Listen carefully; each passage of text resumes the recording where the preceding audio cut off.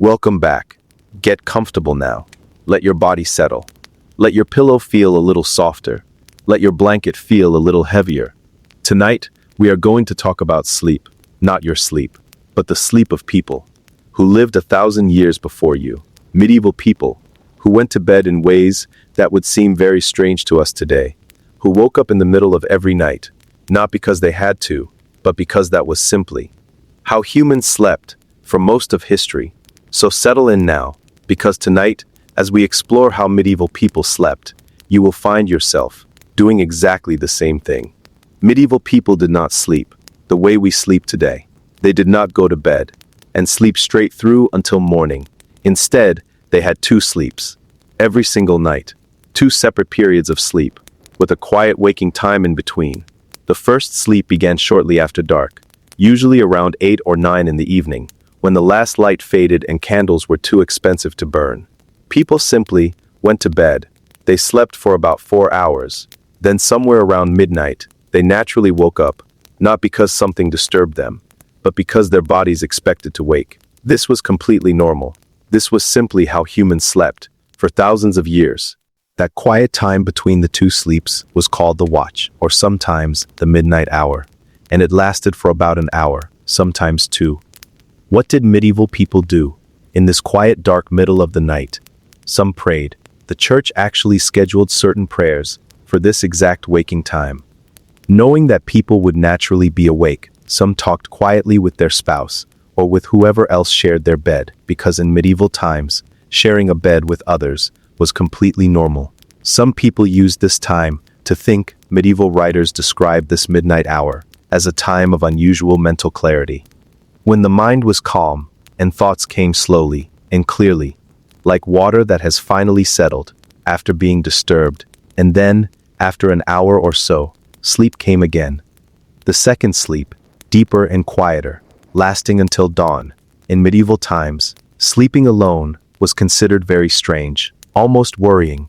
People slept together, not just husbands and wives, but entire families, in the same bed, or the same room. In peasant cottages, the whole family slept together, on a single large straw mattress, or on piles of hay near the animals.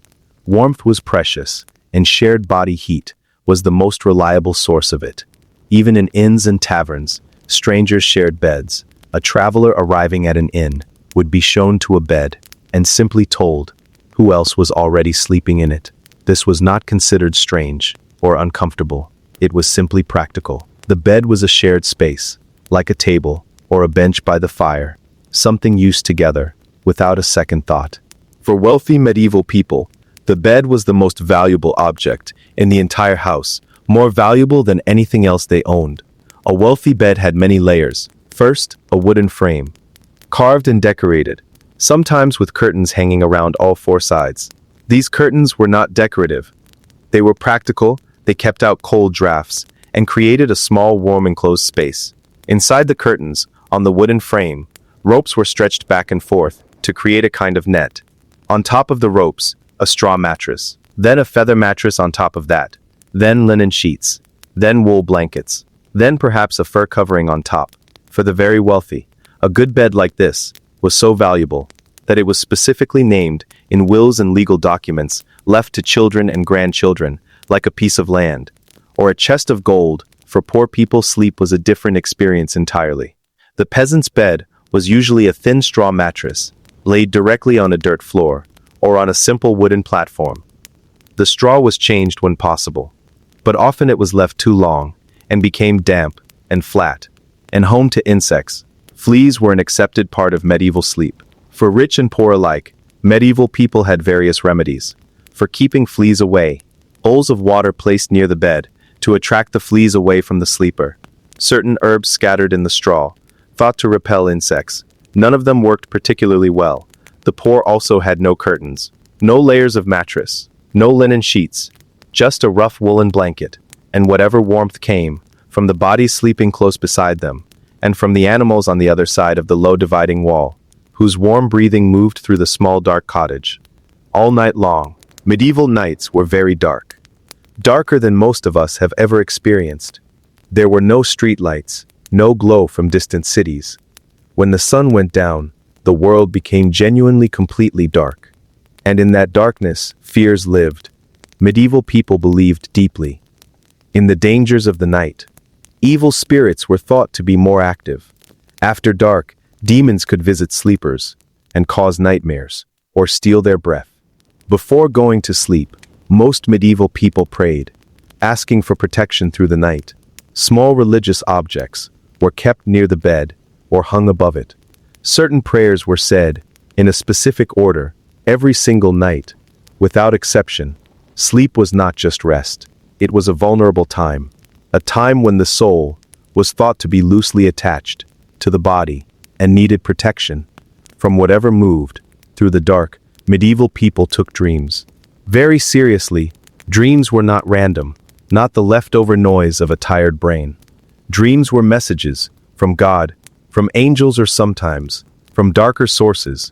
There were entire books written about how to interpret dreams, called dream books, or somniale. If you dreamed of water, it might mean spiritual cleansing, or danger ahead. If you dreamed of flying, it could mean your soul was traveling. If you dreamed of a dead person speaking to you, that was taken very seriously indeed, as a genuine visitation, a message from beyond. People woke from significant dreams and told them to their families or to priests, who helped interpret what had been sent. Dreams were a doorway between the living world and whatever lay beyond it, and sleep was the only key. Medieval sleep changed with the seasons. In summer, when the days were long, people stayed awake later, working in the fields until the last light faded, and slept fewer hours, because dawn came early, and there was always work to do. In winter, the nights stretched to 16 hours of darkness, and people slept much longer, not because they chose to, but because there was simply nothing else to do. Candles were expensive, firelight was dim, the cold outside was dangerous, and so, people retreated to their beds, earlier and earlier, as the winter deepened. Some historians believe that in the depths of winter, some medieval peasant families spent up to 14 or 15 hours in bed, not all of it sleeping, but resting, talking quietly, waiting for the slow return of the light. And so, as we come to the end of our journey through medieval nights, think for a moment about all those people 1,000 years ago, lying in the darkness, just as you are now, their bodies heavy, their minds growing quiet, waiting for sleep to come, the same sleep that has come for every human being who has ever lived, across every century, across every civilization, the same heaviness in the limbs, the same slow softening of thought, the same gentle loosening of the day's grip. You are not so different from those medieval people, lying in their straw beds in the deep dark winter night, breathing slowly, letting the world grow distant, letting everything go. Feel that heaviness now, in your own body. Let your thoughts grow soft and slow, like the last candle, burning down to nothing. Good night.